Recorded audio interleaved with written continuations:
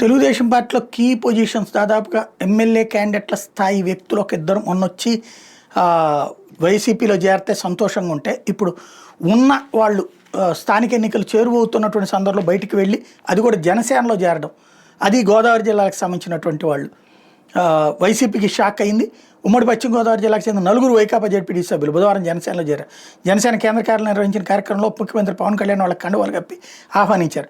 జనసేనలో చేరిన వాళ్ళలో చింతలపూడి జెడ్పీటీ సభ్యుడు పోలనాటి శ్రీనివాసరావు, తాడేపల్లిగూడెం జెడ్పీటీ సభ్యుడు ముత్యాలాంజనేయులు, అత్తిలి జెడ్పీటీ సభ్యురాలు అడ్డాల జానకి, పెరవల్ జెడ్పీటీసీ సభ్యురాలు కొమ్మిశెట్టి రజనీలు ఉన్నారు. తాడేపల్లిగూడెం ఎమ్మెల్యే బొలిశెట్టి శ్రీనివాస్, పార్టీ ఉమ్మడి పశ్చిమ గోదావరి జిల్లా అధ్యక్షుడు కొటికలపూడి గోవిందరావు, జిల్లా ప్రధాన కార్యదర్శి కరాటం సాయిల ఆధ్వర్యంలో ఈ కార్యక్రమం జరిగింది.